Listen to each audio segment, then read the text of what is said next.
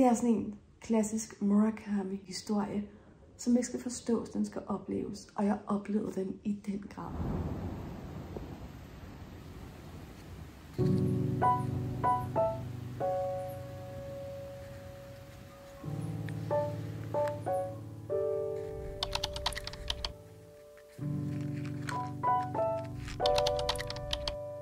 Hej og velkommen til endnu en vlog. Jeg vil tage med et par dage i mit liv, hvor tingene er lidt anderledes, end de plejer. Og så alligevel ikke, det er nok mest bare for mig, at det føles anderledes, fordi at min datter er taget på en lille miniferie hos sine bedsteforældre. Så det føles lidt som at ferie på en eller anden mærkelig måde, fordi jeg skal arbejde og sådan noget, men alt det der logistik, man har efter arbejde, det er bare væk. Så man kan sådan lave, hvad man har lyst til, læse og strikke. Og jeg tænker lidt at benytte lejligheden til at lave lidt af et strikkesprint, kan man kalde det. Fordi jeg har et projekt, der har ligget til ro i meget lang tid. Og det er min mohair-sweater, som jeg har lidt haft på pause, fordi jeg har strikket noget sommerstrik i stedet for. Og der går ikke så lang tid, før jeg skal i gang med at lave noget babystrik til en veninde. Men jeg kunne rigtig godt tænke mig at få strikket videre på min mohair-sweater. Jeg ved ikke, om I kan huske den. Jeg har lavet 2 ærmer. Og der er sådan noget, det er svært at se, måske sådan noget meget, meget smukt bladmønster, som kommer til at give sådan et meget lækkert, fluffy look. Man kan nok bedre se det, når jeg kommer til at få strikket en ordentlig del sådan af af torso-stykket, hvad det hedder. Så jeg har strikket 2 ærmer, og så er jeg i gang med at strikke rundt sådan her nedefra og op. Og jeg har virkelig savnet projektet og har glædet mig rigtig meget til at komme i gang igen. Så det tænker jeg, at jeg vil gøre i denne video, og så tager jeg lidt med. Og så vil jeg også læse lidt. Samtidig kan jeg også mærke, at jeg er sådan lidt i en læsekrise. Og det er egentlig bare fordi, at den bog, jeg læste, den har jeg opgivet. Og så føles det bare som en læsekrise, at jeg har brugt sådan 3-4 dage på en bog. At jeg også lidt lang tid om sådan at indse, at jeg ikke havde lyst til at læse i den. Og jeg har brugt 3-4 dage på at læse 60 sider eller sådan noget. Hvor jeg sidst tænkte, det går simpelthen ikke, jeg gider ikke at læse den. Og jeg kan mærke, at jeg har brug for noget, der sådan lidt er velkendt. En forfatter, som jeg godt kan lide. Min koncentration er ikke så stærk for tiden, fordi jeg trænger lidt til at komme på ferie, kan jeg mærke. Så jeg tænkte på at læse nogle noveller af Murakami. For der har jeg denne her smukke novellesamling, Blind Willow Sleeping Woman, liggende, som er en masse korte, små noveller. Jeg tror, der er 25 noveller i alt. Nogle af dem har jeg læst før i andre samlinger. Nej, beklager vi den der katte der. Og nu tordner der også. Kan I høre det? Jamen, det er fantastisk sommervejr, vi har. Vi har i starten af juli nu. Jeg tror måske, den her, når I sidder og kigger med derude, så vil vi være lidt på den anden side af sommerferien, så vil vi være i august eller sådan noget. Fordi jeg får nok ikke tid til at redigere den her video, inden jeg selv smutter på sommerferie. Og med nu have Rookie lade nu her med alarm. Ja, så jeg tænker bare, I kommer med mig et par dage her nu, hvor jeg læser nogle noveller og forhåbentlig får strikket lidt videre på projektet. Jeg skal ikke nogen særlig spændende ting i de her dage. Hvor det tordner. Jeg håber, I kan høre det derude. Det er ret hyggeligt. I aften der vil vi bare blive hjemme og spise lidt mad og drikke lidt vin og måske se en film. Jeg har ikke rigtig filmhumør. Og i morgen skal jeg ud og spise med et par veninder, og så overvejer vi også at gå ud og spise onsdag, og så kommer min datter hjem torsdag. Så I kommer bare med, og jeg håber, I vil synes, det er hyggeligt.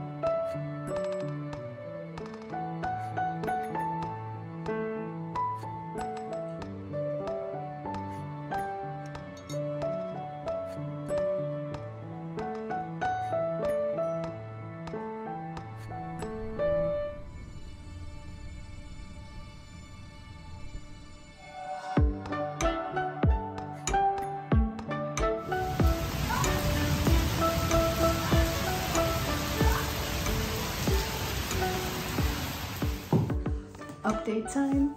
Jeg har fået læst de første 2 noveller i Blind Willow Sleeping Woman, og jeg elskede begge 2. Virkelig elskede dem.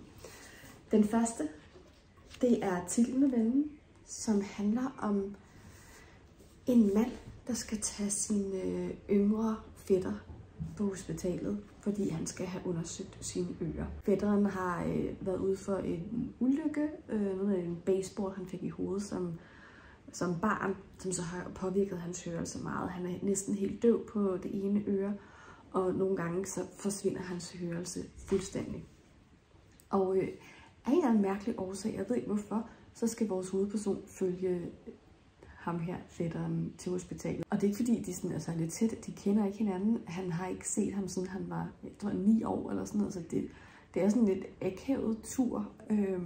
Men de tager afsted til hospitalet på busturen, hvor der også er sådan lidt mystiske ting med nogen, der er i bussen, hvor man tænker, hvorfor er de i bussen? Mens vores hovedperson sidder og venter på hospitalet, mens fætteren er ved at blive undersøgt, der sidder han i kantinen og får en kop kaffe, og så tænker han tilbage på sidste gang, han var på hospitalet for at besøge nogen, hvor den han besøgte var i gang med at skrive et digt og tegne nogle tegninger, hvor der så er en anden historie. Så der er sådan meget en historie i historien i historien. Og den har bare den der Murakami-følelse af, at det er sådan lidt ensomt og enormt smukt, og man forstår ikke helt, hvorfor det er, man skal have de her ting at vide, men man er ligeglad, fordi det er smukt, og det er flot, og det er bare... Det er sådan en klassisk Murakami-historie, som ikke skal forstås, den skal opleves. Og jeg oplevede den i den grad, og det var virkelig en dejlig oplevelse. Og virkelig fantastisk at være tilbage i Murakamis univers. Jeg synes virkelig, det var det rette valg for mig at tage og læse noget Murakami. Og så læste jeg historie nummer 2, der hedder The Birthday Girl, som jeg har læst før for 5-6 år siden. Den er en lille novellesamling, Murakami-novellesamling, der hedder Desire, som handler, hvor novellerne alle sammen handler om begær på en eller anden måde, som jeg købte lige efter jeg blev gift. Mig og min kæreste blev gift på Rådhuset. Jeg siger kæreste, fordi jeg tænker ikke rigtig på ham som min mand. Never mind. Altså ikke, jeg ikke kan lide ham, men det er bare sådan... Han er min kæreste, og vi blev bare sådan gift sådan, for at have nogle papirer i orden. Så anyway, dengang da vi blev gift, bagefter der gik vi i Politikens Boghal, som jo ligger lige over for Københavns Rådhus. Og der fandt jeg den lille Murakami Desire. Jeg ved desværre ikke, hvor jeg har den henne. Gud ved, om jeg kommer til at smide den ud. Det håber jeg ikke. Nå. Det er faktisk ret lang tid siden, jeg har set den. Nå, men i den, der er der i hvert fald en novelle, der hedder The Birthday Girl, som jeg læste dengang, og som jeg rigtig godt kunne lide. Jeg kunne ikke huske noget fra den, andet end jeg kunne huske stemningen. At der var sådan en restaurant, hvor der var en stemning. Og hvad der så skete, kunne jeg ikke huske. Men jeg læste den nu, og jeg synes, den var super, super god. Den handler om en kvinde, og den foregår på hendes 20-års fødselsdag, hvor hun er på arbejde på en restaurant. Og på den restaurant, der er der en ejer, der får noget mad bragt op hver eneste dag på et bestemt klokkeslæt. Og det er altid sådan the manager, som gør det her. Men den her dag, hvor novellen foregår, der er the manager, så han bliver pludselig syg og skal på hospitalet, og det er så vores hovedperson, der skal op til ejeren med hans middagsmad. Og der sker jo selvfølgelig noget mystisk Murakami-agtigt. Og igen, den her historie er en historie, som bliver fortalt af 2 personer, der sidder og snakker sammen, 2 venner, der sidder og snakker sammen og fortæller om deres 20-års fødselsdag. Så det er igen en historie i historien. Det var virkelig igen læst værd, den novelle. Den næste hedder New York Mining Disaster. Den er jeg ret sikker på, at jeg ikke har læst før. Jeg vil glæde mig til at nå dertil. Og så har jeg faktisk også fået strikket en del. Jeg ved ikke, om man kan sige, at jeg har gjort fremskridt. Det kan man måske godt. Det har fået sådan den her længde nu. Jeg begynder at kunne ane sådan det der mønster lidt mere nu. Jeg synes selv, det er ret pænt og ret fint. Jeg har lige været grebet af panik over, om den måske var blevet for stor. Fordi det sidste projekt, jeg lavede, det strikkede jeg i medium, og det blev sådan lidt baggy heroppe. Men jeg har lige været i gang med at måle, og jeg synes faktisk, altså denne her rib her nede i Italien, den sidder til og kommer til sådan at blive strukket en lille smule af den på. Og så her, det her sådan bodystykke, det vil være sådan cirka, have sådan et stykke her rundt omkring mig, sådan, så det giver det der fluffy effekt. Så jeg tror faktisk, at størrelsen er ret fin. Jeg nyder virkelig at strikke det. Og det er fedt, fordi jeg synes virkelig, det kan give noget, det der med at holde pause fra et strikkeprojekt. Fordi jeg ved ikke, om I har det sådan, ligesom mig, at når man starter et nyt projekt, så bliver man sådan helt grebet.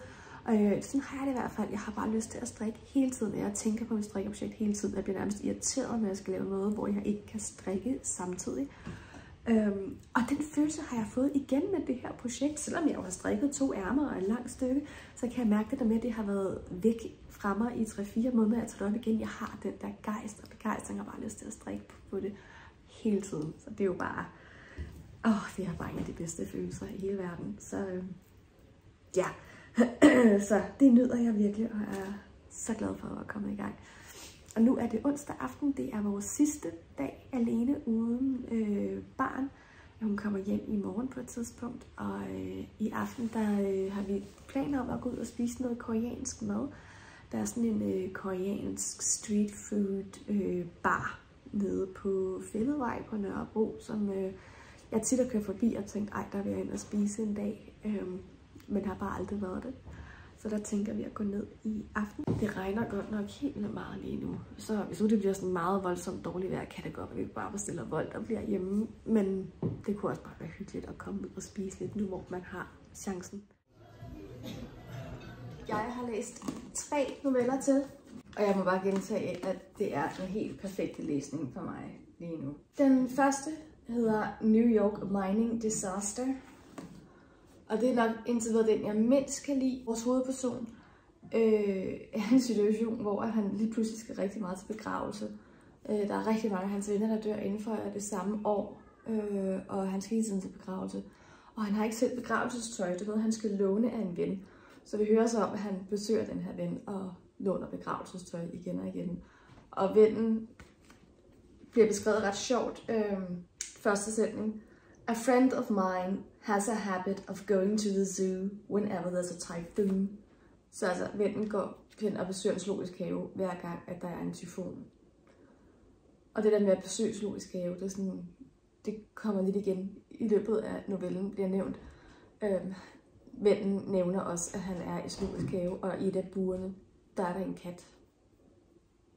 En helt almindelig kat. Og der står bare et skilt med kat udenfor.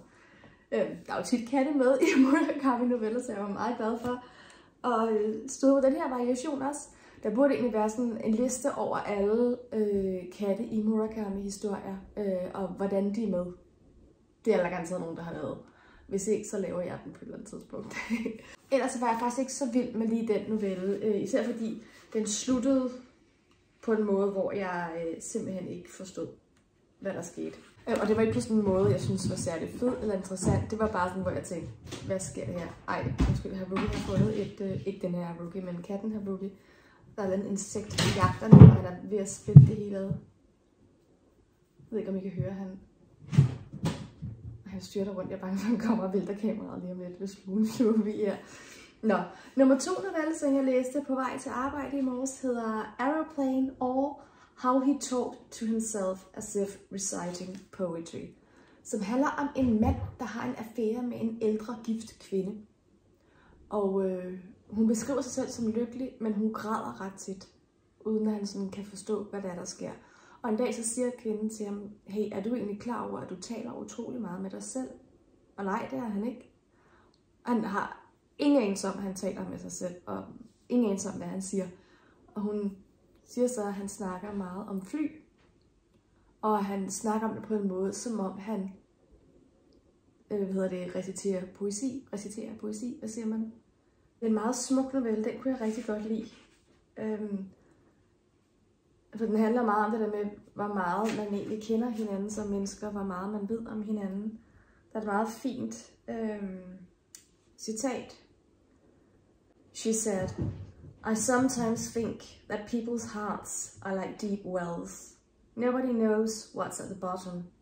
All you can do is guess from what comes floating to the surface every once in a while. Det er super smukt. Så det kunne jeg rigtig godt lide. Og så har jeg lige læst en novelle på vej hjem fra arbejde i bussen, der hedder The Mirror, som var sådan lidt mere horror. Igen, historien. Vi får lige nævnt, at det er en mand, der er til et selskab. Det er ham, der er vært, og alle fortæller spøgelseshistorier, og så skal han også fortælle de skal være ting, man selv har oplevet. Og han er ikke typen, der overhovedet tror på noget overnaturligt, men han har oplevet denne her ene ting, som var mystisk. Og det er sådan en historie tilbage i hans ungdom, sådan efter han har gået på high school, hvor han har et job med at holde vagt på en skole, hvis nok. Man har allerede glemt det. Men en skole, hvor der er en swimmingpool udenfor, og der skal han holde vagt om natten. Og der er der sådan en låge udenfor, der står og hamrer og giver sådan en lyd. Og pludselig så ændrer lyden i den låge sig. Og han har sådan nogle runder, han skal tage, og så sover han imellem runderne. Og der er så en runde, hvor der sker noget mystisk. Og man er sådan lidt i tvivl om, at det er noget, der sker i virkeligheden, eller det er noget, han drømmer. Men det var uhyggeligt, det var creepy, og det kunne egentlig godt have været sådan en helt roman i sig selv, en fantastisk horror-roman. Så det er så langt, jeg er nået indtil videre. Jeg nyder den her i fulde drag. Ej, hvor var det dejligt. Det er så længe siden, jeg har læst noget Murakami. Jeg kan mærke, at jeg har manglet, og der er et eller andet ved hans sprog. Hans simple sprog, og hans simple hverdagsagtige dialog, som bare tiltaler mig enormt meget. Og jeg tror, det er et år siden, jeg har læst noget Murakami, så jeg kunne virkelig mærke det. Det var som at komme hjem og åbne den her bog. Og jeg har også strikket lidt. Jeg ved ikke, om I overhovedet kan se. Altså garnet er i hvert fald blevet meget, meget lille nu. Ja, jeg har strikket sådan et stykke her nu. Ja, det går der fremad. Ikke? Ej, den bliver så fed. Jeg glæder mig så meget til efteråret. Jeg er helt vild med det. Jeg har ikke så meget nyt at sige om projektet. Jeg følger bare diagrammet derudad. Jeg synes, det er sjovt. Jeg elsker at strikke diagram. Mohair kan godt være lidt svært at strikke i, og jeg synes nogle gange, at jeg skal presse lidt for at få det op på pindene. Så det er ikke sådan. Jeg husker, at jeg gik over til at strikke den der sommertop, som var sådan noget tencel garn, og der var det blev sådan overvældet over, hvor let og lækkert det var at strikke i. Hvor det her, der er sådan. Det er sådan, der er en modstand. Jeg kan høre, der bliver sådan trukket i garnet, fordi det er sådan. Ja, det er mohair. Det er lidt specielt. Men jeg crusher lidt på det her projekt. Det må jeg indrømme. Jeg har bare lyst til at strikke på det hele tiden. Men min datter, hun kommer hjem om et par timer. Så jeg vil faktisk afslutte den her vlog nu. Fordi det næste stykke tid kommer til at gå med slutspurt på arbejde og vasketøj. Og få pakket, og så tager jeg afsted på sommerferie. Den her video bliver nok først redigeret på den anden side af sommerferien. Så selvom at det er juli nu, hvor jeg sidder og snakker til jer, så er det nok august. Forhåbentlig ikke senere, når I ser videoen. Du må meget gerne efterlade en kommentar på den her video, så jeg kan se, at du har set med så længe. Har du læst Murakami? Ja, nej. Kan du lide ham? Ja, nej. Hvad er din yndlingsbog? Hvad er din hadebog? Og hvis du ikke har lyst til at svare på nogle af de her spørgsmål, men bare gerne vil støtte kanalen med en emoji, så i Murakami ånd, så tager vi en katte-emoji. Og så ses vi bare i min næste video.